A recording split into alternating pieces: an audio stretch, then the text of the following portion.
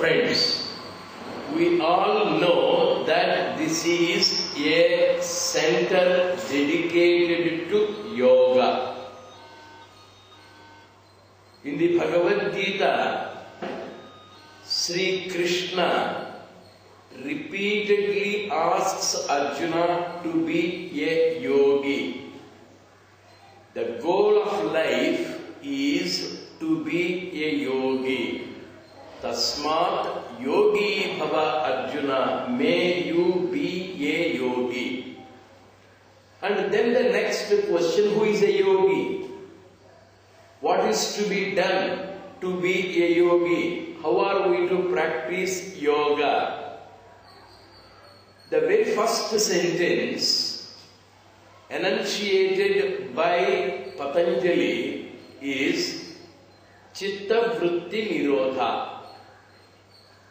Yoga is to stop mentation, is to stop the thought process, is to free the mind from thoughts. Is it easy? Is it so simple? I can stop my hand, I don't allow it to move.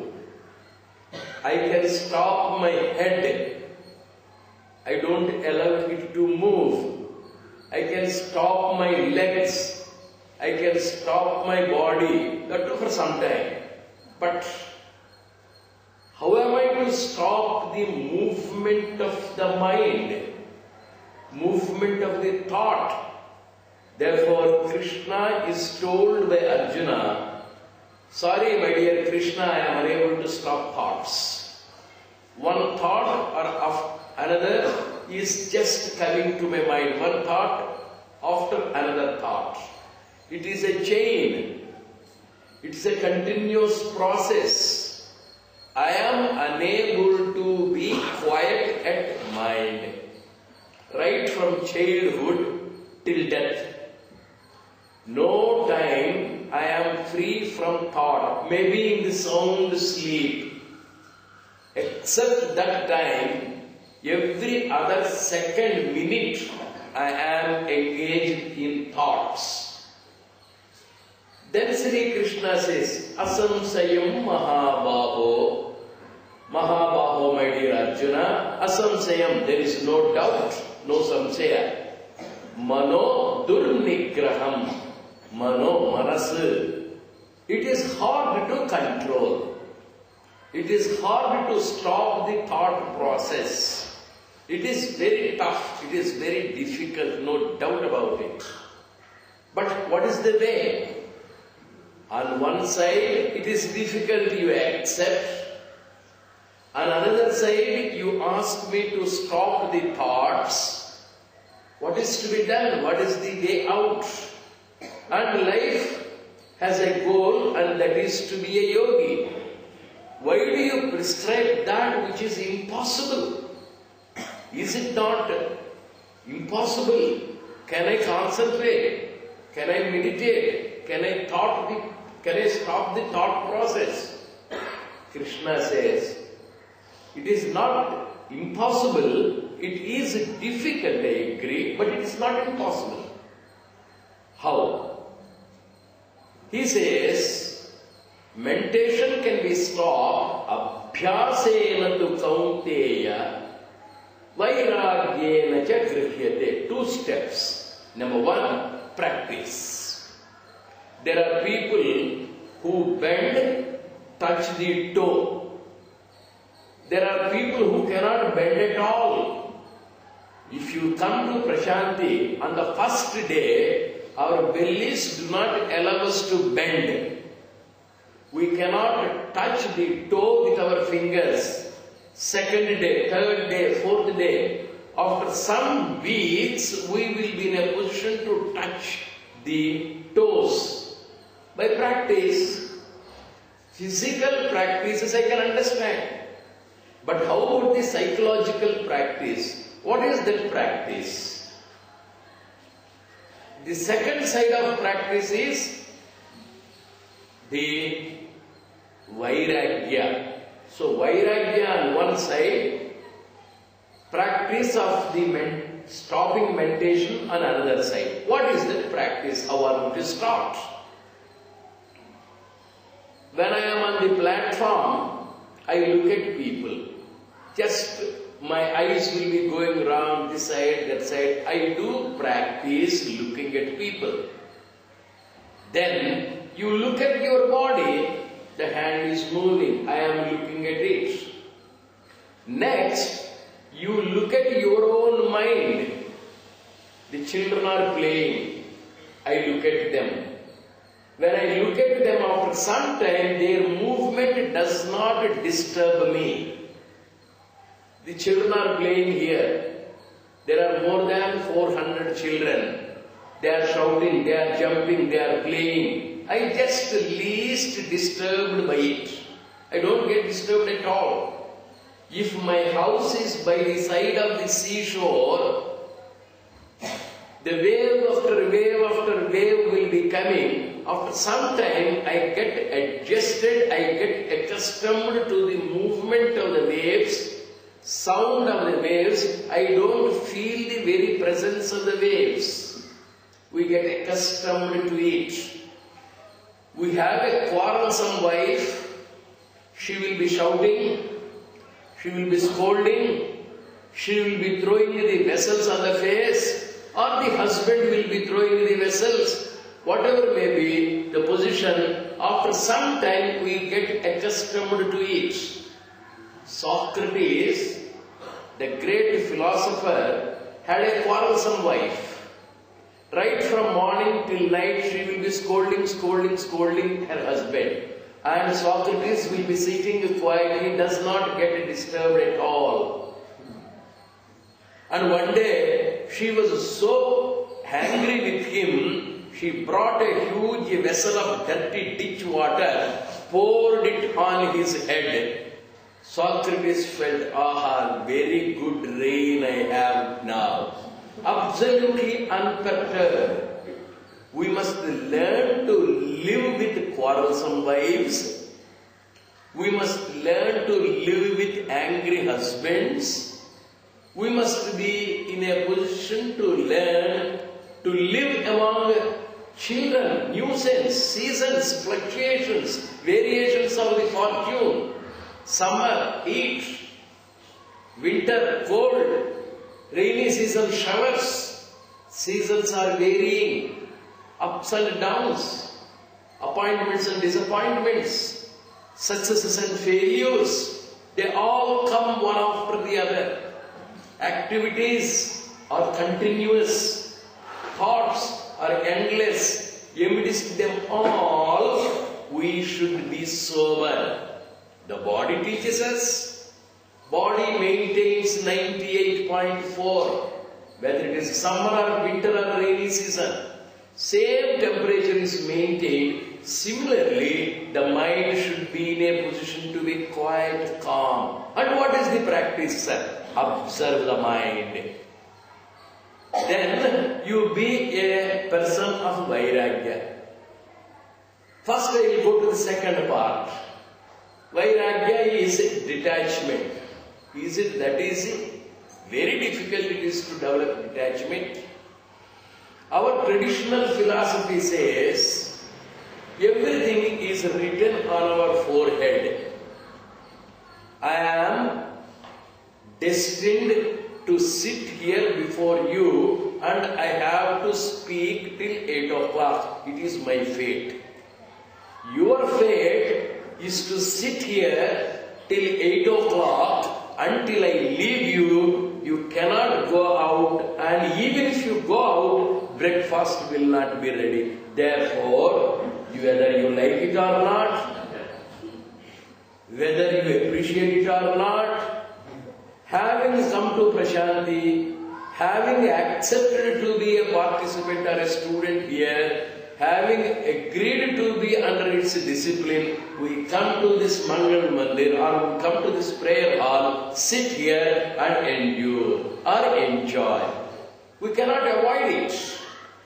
Therefore, it is written on our forehead. What is written cannot be dispensed with. Then why weeping? Then why feeling sorry? Enjoy. In my college, I ask my students to sit and listen to the guest speaker. I invite many guest speakers. The guest speakers, some are good, some are bad, some are boring, some bring the hammers to give blow after blow to the heads. Some people bring the saw to saw the necks of our students. Boring speeches, dirty speeches. I don't know how they got degrees. They come. They stand before our students. And I tell my students, my dear boys, the guest speaker is invited. He will speak whatever may be his nature of speech. Please be quiet. How, sir, my boys asked, more than 1,000 boys. I will teach you yoga. What is yoga, sir? Number one, keep your mind under control. How, sir? Yesterday, you might have gone to a cinema. Yes, sir. And that cinema, you have in your mind the hero coming, the heroine coming, their dance, their dream sequence, the villain fighting. Have a replay of the cinema in your mind. Very good idea, sir. Next, I did not go to a cinema, sir. In your village, you might have had a house by your house, another house by the side of your house, and there may be a young girl studying 10th standard, 11th standard. Yes, sir. Remember her beautiful face, excellent eyebrows, small tender nose, ruby-like red lips. You just look at that beautiful face while sitting in the hall. No, sir, I don't have any girlfriends. Day after tomorrow you have examination. Mathematics, physics, chemistry, botany, any subject. Have a rehearsal. What will be the first question? What should be the answer? You think of that. No, sir, no examination fear. My dear friends, revenue department officials in the government offices have the art of sleeping, sitting amidst files. In Chennai, there are people who stand in the city bus and they sleep. In Prashanti Kutir, people are trained to sleep in Mangal Mandir. My dear boys, when the guest speaker comes and speaks, first 5 minutes you listen. Afterwards, you sleep with eyes open. That's yoga. Yoga is only sleeping. Sleeping means meditation is not present. It is written on the forehead that it is fate. You cannot avoid it. Why feeling sorry? You go to Bangalore City railway station. The train is delayed by 360 minutes. You are infuriated, you are irritated, you get angry with Mamata Banerjee. You get angry with Sonia Gandhi, you get angry with Manmohan Singh, you get angry with the local chief minister, you get angry with the station minister, station master, and the wife is just standing by your side, looking at the various pattu sarees going up and down. See how beautiful that pattu. Idiot, I get angry. My grandchild says, Tata, ice cream. Idiot. It is delayed by 3 hours. If I shout at the grandchild, does the train come in time? If I shout at my wife, does the train come in time? If I shout at Mamata Banerjee, does she bother to listen to me? My own lips will be bitten. What is the best thing? Accept fate. Accept temptation. Submit to it. We are submitting to the time process, whether we like it or not. I was a child. Unconsciously submitting to the time, I became young. From the youth, I became to be an adult.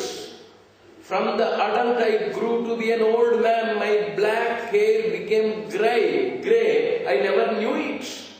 And similarly, this body also falls one day, it dies. Let me accept the fluctuations of fortune, the vagaries of nature, the pairs of opposites, and it is by submitting you develop vairagya. Why should we get angry? Why should we? What cannot be cured, what cannot be avoided, what cannot be dispensed with must be endured is the proverb. No, must be enjoyed. You enjoy every speck of life, every bit of your life. Drink life to the lees, even to the last minute, we must be in a position to enjoy. This is faith. Next, I am a witness. Witness to everything. I am a spectator. I go to the theater. I have a comfortable seat in the AC cabin. The screen is there in front of me. And the girl comes. She dances with the hero. Villain comes, takes her away. There is a fighting scene between the villain and the hero. And finally, hero is married to the heroine. It's a 3-hour film. I don't move. I just sit. I know it is a film. I know it is a story. I know it is after all life. Life is a drama. All the world is a stage. It is all moving. And I am a spectator in the theater. I am a spectator in the life. And that is Vairagya. 3. There is God. We are all the children of God. God is great. God is gracious. God is benevolent. He is all merciful. Then why worry? He takes care of me. A child feels secure when the child is in the arms of the mother. Similarly, I feel secure if I have real faith in God. Why worry? Why tension? I am taken care of by Him. I am looked after by Him. It is He who has given me food. It is He who has given me youth. It is He who has given me the old age. It is He who gives me death. It is He who gives me sickness. Everything is for my advantage. If I have faith in God, I must be in a position to be very, very secure. This also gives you Vairagya. You know the truth. What is the greatest wonder? Wonder of wonders is everybody knows that death is a certainty. But we are scared of it. We are afraid of it. Even if I am afraid, death is not going to be absent. It does come to me. It will fall on my head. What cannot be avoided, let us welcome it. In the Mahabharata, there was a beautiful story. It seems once upon a time in Kruta Yuga, long, long, long ago, so long ago, no one knows how long ago, there was death, goddess death, Mrityu Devata. And she used to give the people appointment. My dear man, on the 20th of February 2012, I am coming to you. She will send the message. And the man, oh, another beautiful wife is coming to me, wonderful wife is coming to me, and he will tell all his children, all his brothers, all his sisters, everybody. 20th February 2012, I am going to be away from you all. I shall go to Mrityu Devata, who is most beautiful. She is the Redeemer. She relieves me of all the tensions I am having. He says.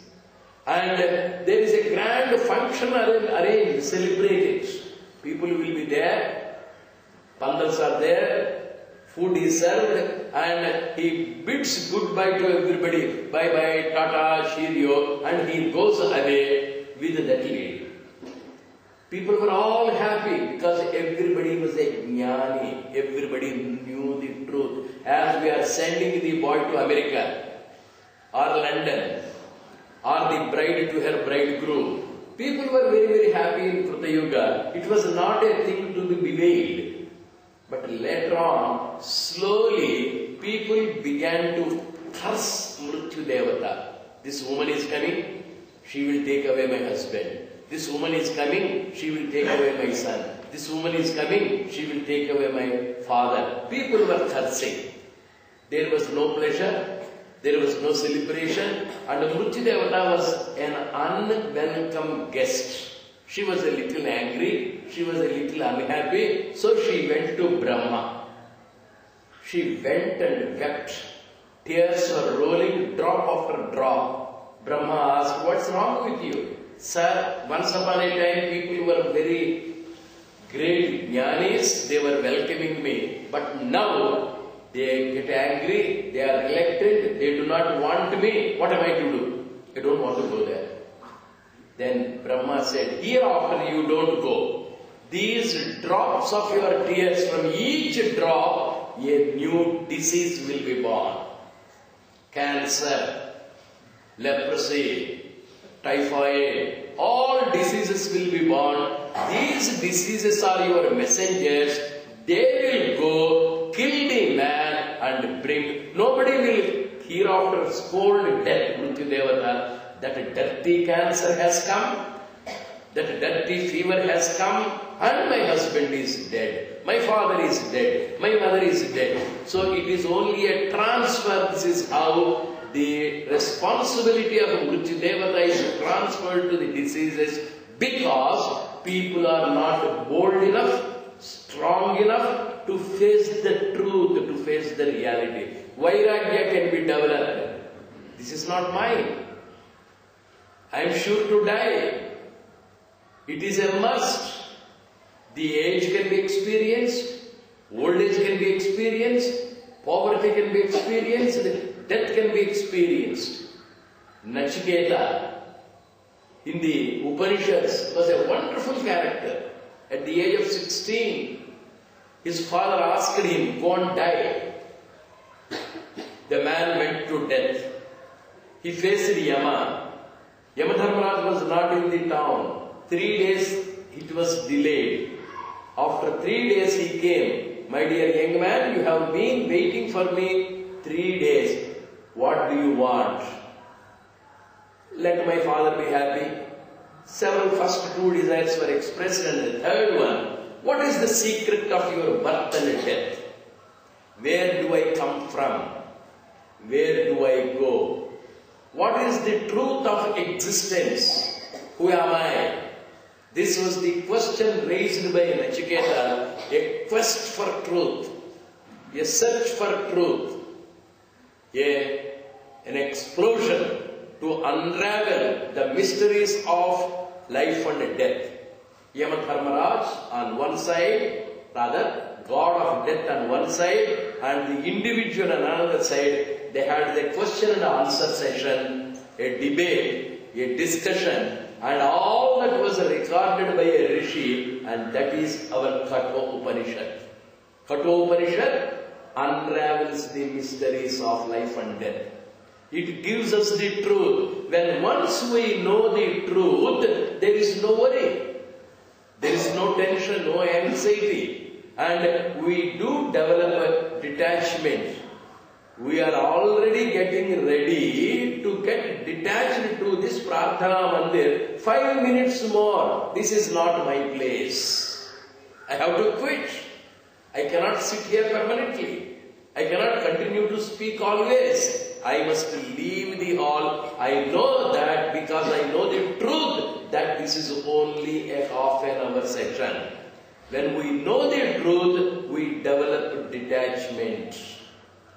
Truth is a powerful factor. Everybody has to investigate. This was investigated in the recent past by one young boy called Ramana. In Madurai, there is a beautiful temple, Meenakshi Mandir. On the southern side, there is an entrance. Opposite that entrance, there is a street. In that street, in a small house, there was a young boy called Ramana living with his elder brother. That boy of 16 years was a student in the local school studying SSLC. He was very poor in studies. He was getting 2 marks, 3 marks out of 100 in mathematics. In the month of January, he had to pay the examination fee. He went to his elder brother, Anna, please give me 1 rupee 20 paise or 1.5 rupees, I have to pay examination fee. The elder brother said, you idiot, what is the use of your taking the examination? Anyhow you are going to fail. It is useless to spend any money. Why don't you go and die? Nachiketa's father, long ago, asked Nachiketa to go and die to meet Yama. In the recent past, about 100 years ago, the elder brother asked that young boy, 16-year-old young boy, to go and die. Ramana thought, everybody is asking me, go fellow, die, die. Why don't you die, why don't you die? What happens if I die? He went up, the first floor, there was a lonely room. In the night, he tried to die. He experimented with death. He tried to stop his breath.